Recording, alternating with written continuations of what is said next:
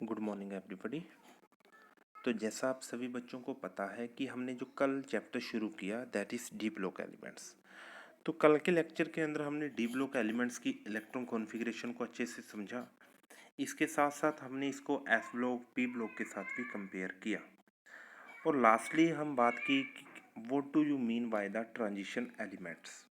तो बच्चे ध्यान देना है कि transition elements all the d blocks elements are not transition elements but all transition elements are d block elements। इस डेफिनेशन को भी हमने अच्छे से क्लियर किया। ओके तो आज हम डी ब्लॉक एलिमेंट्स की कुछ प्रॉपर्टीज को डिस्कशन करने वाले हैं। तो इन प्रॉपर्टीज को भी अगर आपने अच्छे से डिस्कशन करना है, अंडरस्टैंड करना है, तो आपके माइंड के अंदर इन डी ब्लॉक एलिमेंट्स की इलेक्ट्रॉन कॉन्फ़िगरेशन क्लियर होनी चाहिए। विदाउट इलेक्ट्रॉन कॉन्फ़िगरेशन हम ये बात सोच भी नहीं सकते कि इस डी और एफ ब्लॉक एलिमेंट्स को हम पढ़ सकते हैं। तो I repeat again the electron configuration of these elements. Okay तो मैं बेटा एक बार फिर बात करने जा रहा हूँ कि इलेक्ट्रॉन कॉन्फ़िगरेशन के अंदर क्या कुछ रोल है। तो आपको ये कुछ डी ब्लॉक एलिमेंट्स दिखाई दे रहे हैं। This is 3D series and this is also first transition series of the elements. तो आप देख रहे हो यहाँ पे कि जो आपकी इलेक्ट्रॉन कॉन्फ़िगरेशन है दिस इज वेनेडियम। वेनेडियम की electron configuration 1s2 2s2 2p6 3s2 3p6, इसके बाद 4s2 4s2 के बाद 3d3। तो बच्चे यहाँ पे जो इम्पोर्टेंट पॉइंट है इस चैप्टर का, जो सबसे मेजर पॉइंट है वो ये है कि यहाँ पे जो इलेक्ट्रॉन्स की एडिशन होती है, इलेक्ट्रॉन की एडिशन आउटर मोस्ट शेल में नहीं होती। यहाँ पे इलेक्ट्रॉन की जो एडिशन होती है वो n-1 मीन्स बेटा आउटर मोस्ट शेल के अंदर वाले ऑर्बिटल के अंदर होती है। आउटर मोस्ट का जो शेल होता है, आउटर मोस्ट जो ऑर्बिटल्स होते हैं, आउटर मोस्ट ऑर्बिटल में इलेक्ट्रॉन की एडिशन ना होकर अंदर वाले ऑर्बिटल के अंदर इलेक्ट्रॉन की एडिशन होती है।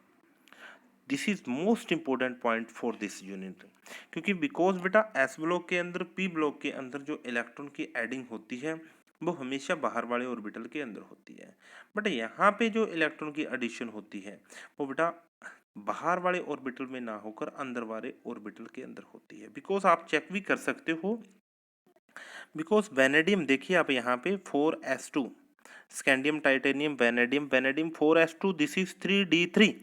3d3 के बाद यहाँ पे जैसे ही हमने एक इलेक्ट्रॉन डाला that is also added in the D block और डी ऑर्बिटल्स।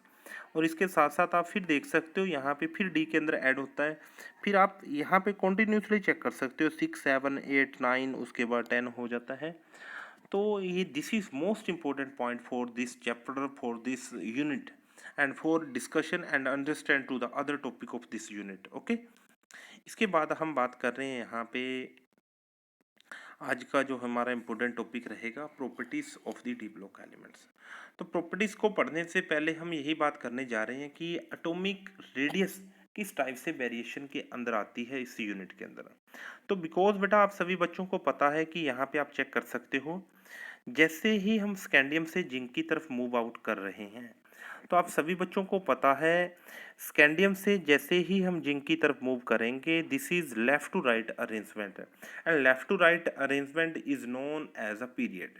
और पीरियड के अंदर हमेशा ही साइज डिक्रीज करता है because increase in the effective nuclear charge. तो अगर हम जनरल सी बात करते हैं यहाँ पे कि अगर स्कैंडियम से जिंक की तरफ आपसे पूछा जाता है कि साइज विल इंक्रीज और डिक्रीज, तो आपका सिंपल आंसर रहेगा स्कैंडियम से जिंक की तरफ मूव करने से साइज डिक्रीज करेगा।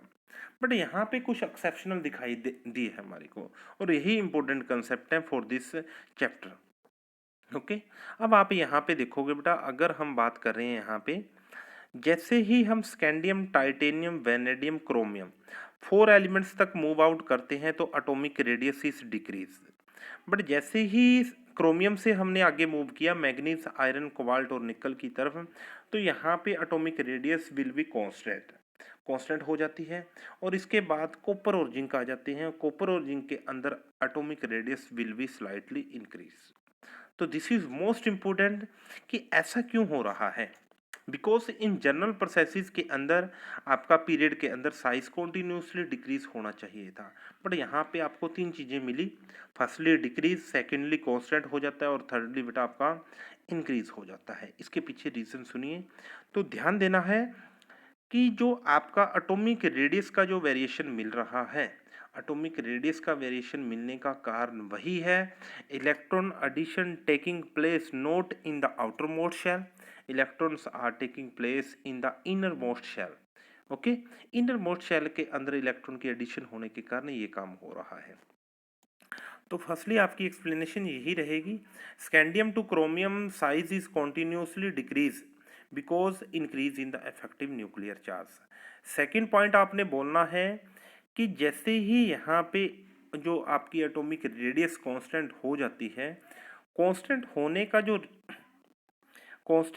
का जो रीज़न रहेगा वो ये रहेगा, इलेक्ट्रॉन्स की एडिशन इनर मोस्ट शेल में होने के कारण वहाँ पे एक स्क्रीनिंग इफेक्ट जनरेट होता है, और स्क्रीनिंग इफेक्ट और इफेक्टिव न्यूक्लियर चार्ज जो कि रेडियस को डिक्रीज कर रहा था, दोनों एक दूसरे के साथ काउंटर बैलेंस हो जाते हैं। काउंटर बैलेंसिंग होने के कारण यहाँ पे साइज आपका कांस्टेंट रहना शुरू हो जाता है। इन द लास्ट आप देख सकते हो कॉपर और जिंक का केस है। कॉपर और जिंक के केस के अंदर बेटा आपने बोलना है, कॉपर और जिंक के केस में इलेक्ट्रॉन की हाई एक्सेस अमाउंट के कारण, last orbital innermost shell के कारण, इनर मोस्ट शेल में बहुत ज़्यादा इलेक्ट्रॉन होने के कारण, because you know in the case of copper and zinc D orbital having the 10 and 10 electrons. Okay, तो इलेक्ट्रॉन की एक्सेस अमाउंट के कारण electron will be start to repel each other. Okay, electron की repulsion शुरू हो जाती है। Electron की रिपल्शन शुरू होने के कारण इलेक्ट्रॉन्स एक दूसरे को रिपेल करेगा और इफेक्टिव न्यूक्लियर चार्ज की अमाउंट कम हो जाती है और आपका साइज इंक्रीज कर जाता है। ओके, अब इसी चीज़ को आप इन ग्राफ के अंदर भी चेक कर सकते हो।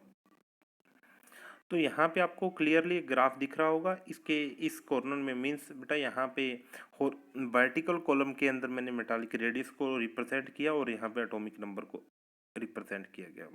तो आप देख सकते हो ऑन दी, जैसे जैसे स्कैंडियम, टाइटेनियम, वेनेडियम, क्रोमियम की तरफ मूव कर रहे हैं, size is continuously decrease, but जैसे ही हम यहाँ पे चेक कर रहे हैं क्रोमियम, मैग्नीज और निकल तक पहुँचते हैं तो कांस्टेंट हो जाता है और लास्ट के केस के अंदर साइज इंक्रीज कर जाता है। ओके, अब हम बात करेंगे जो नेक्स्ट प्रॉपर्टी है। Next property of D block is malleable nature होता है, जो कि आपने लोअर क्लासेस के अंदर बहुत अच्छे से कर रखा है। मेलेबल मीन्स होता है metal is converted into the thin sheets.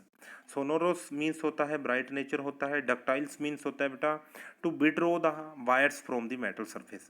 Lustre आपको बेटा बहुत अच्छे से पता ही है, लस्टर भी ब्राइट नेचर होता है एलिमेंट्स का। ओके, अब हम बात कर रहे हैं next important property, that is ionization energy क्या होती है। तो फर्स्टली हम बात करेंगे कि आयोनाइजेशन एनर्जी से मतलब क्या रहेगा। तो आप सभी बच्चों को पता है कि अगर मैं एक एलिमेंट लेता हूँ, यहाँ पे मान के चलिए मैंने सोडियम को लिया, तो सोडियम का इलेक्ट्रॉन डॉट स्ट्रक्चर सभी को आता ही है कि यहाँ पे सोडियम को लिया, तो सोडियम को लेने के बाद आप सभी बच्चों को पता है यहाँ पे 2 इलेक्ट्रॉन रहेंगे, यहाँ पे 8 रहेगा और यहाँ पे 1 रहेगा, लास्ट शेल के अंदर 1 इलेक्ट्रॉन है। तो इस मेटल सरफेस में से, इस सोडियम एलिमेंट में से जो लास्ट इलेक्ट्रॉन को निकालने के लिए जो मेरी एनर्जी लग रही है, उसी को हम आयनाइजेशन एनर्जी का नाम देंगे। ओके, तो यू हैव, आपने बेटा बहुत अच्छे से यहाँ पे +1 क्लास के अंदर डिफाइन किया हुआ है। आयनाइजेशन एनर्जी मीन्स रहता है the minimum amount of energy which is required to remove the electron from the valence shell of an elements. Last वाले शेल में से इलेक्ट्रॉन को निकालने के लिए जो मिनिमम एनर्जी यूज होती है, that are the ionization energy. Okay, इसके बाद ध्यान देना है कि अगर आप किसी एलिमेंट में से फर्स्ट इलेक्ट्रॉन निकालने जा रहे हो, इट मीन्स आपका मतलब रहेगा IE1। IE1 मीन्स रहेगा फर्स्ट आयनेशन इंथैल्पी। अगर वहीं से आप सेकेंड इलेक्ट्रॉन निकाल रहे हो तो इट मीन्स जो आपने एनर्जी यूज की, that is second ionisation enthalpy. और इसके बाद IE3 का मतलब रहेगा थर्ड आयनेशन इंथैल्पी, मीन्स आप तीसरा इलेक्ट्रॉन वहां से निकाल रहे हो। ओके, अब हम बात कर रहे हैं कि आयनेशन इंथैल्पी किस टाइप से वेरिएशन के अंदर आएगी डी ब्लॉक सीरीज के अंदर। तो फर्स्टली आपने ध्यान देना है, आयनेशन एंथैल्पी जनरल बात कर रहे हैं, increase from left to right due to increase in atomic number, because you know जैसे ही हम पीरियड के अंदर मूव करते हैं, पीरियड में मूव करने से effective nuclear charge generally increase करता है। Generally effective nuclear charge increase करने से आयनेशन एंथैल्पी आपकी इंक्रीज करेगी। बट यहाँ पे that are the most important question, zinc, cadmium and mercury. Zinc है, कैडमियम और mercury, you know these elements having the stable electron configuration. Stable electron configuration is this one, 3d10 4s2। Okay, और इसके साथ साथ आपको बहुत अच्छे से क्लियर है, a stable element don't lose and gain the electrons. एक स्टेबल एलिमेंट कभी भी इलेक्ट्रॉन को ना ही तो जल्दी से बेटा रिलीज करता है और ना ही बेटा वो गेन करता है। Okay, therefore zinc, cadmium and mercury have very high ionization enthalpy, okay, due to fully filled electron configuration. Clear? इसके बाद हम बात करते हैं यहाँ पे जो इम्पोर्टेंट क्वेश्चन आपके जनरेट हो सकते हैं, these are most important question. तो यहाँ पे आप देख रहे हो, these are the chromium and manganese, these are the chromium and manganese।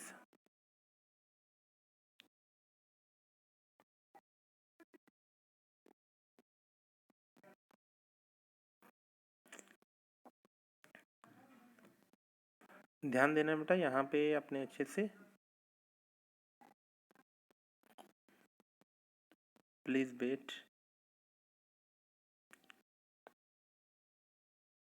These are the chromium and manganese and this is copper and zinc. तो यहाँ पे इसकी सेकेंड आयनेशन एंथैल्पी को कंपैरिजन किया गया है। तो मैं एक फर्स्ट केस लेके चल रहा हूँ, क्रोमियम की सेकेंड आयनेशन एंथैल्पी किस टाइप से वेरिएशन करेगी। तो ध्यान रहे, सेकेंड आयनेशन एंथैल्पी मीन्स है कि आप वहाँ से सेकेंड इलेक्ट्रॉन को रिमूव आउट कर रहे हो। तो सेकंड का मतलब है कि आप ऑलरेडी वहाँ से फर्स्ट इलेक्ट्रॉन को रिमूव कर चुके हो। तो इट मीन्स इसकी जो इलेक्ट्रॉन कॉन्फ़िगरेशन रहेगी क्रोमियम +1 की, दैट इज 3d5। ओके, इसके साथ साथ अगर हम मैग्नीज की सेकेंड आयनेशन एंथैल्पी को कंपेयर करेंगे तो इट मीन्स वहाँ से हमने फर्स्ट इलेक्ट्रॉन को रिमूव कर लिया है। मैग्नीज प्लस की इलेक्ट्रॉन कॉन्फ़िगरेशन जो रहेगी दैट इज 3d5 4s1।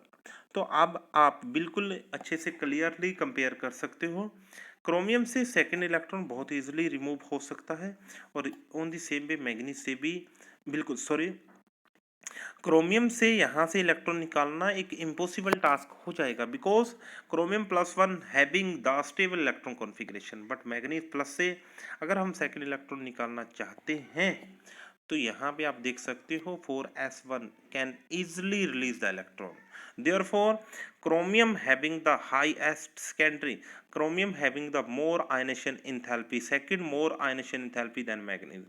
बिल्कुल सेम केस आपका कोप्रो जिंक का रहेगा। ओके, इसके साथ साथ आपने यहाँ पे दिस एक्सपेरिमेंटल डाटा आपको गिवन है, this is most important question, और आपका एनसीईआरटी और एनसीईआरटी पोर्शन के अंदर क्वेश्चन डाला हुआ है।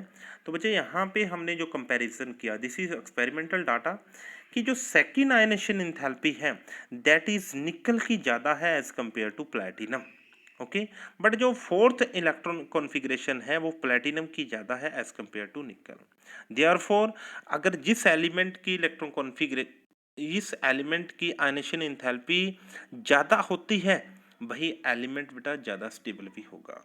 It means nickel +2 is more stable than platinum and platinum +4 is more stable than nickel। I repeat again, second ionization enthalpy जो है दैट इज निकल की ज़्यादा है as compare to platinum, but fourth जब हम 4 इलेक्ट्रॉन को निकाल लेते हैं तो वो निकल प्लेटिनम की ज़्यादा हो जाती है एज कम्पेयर टू निकल। ओके, तो इस क्वेश्चन को भी आपने अच्छे से करना है, अगर इसके अंदर डाउट है तो प्लीज़ मेरे साथ आपने कॉन्टैक्ट करना है। Okay, thank you.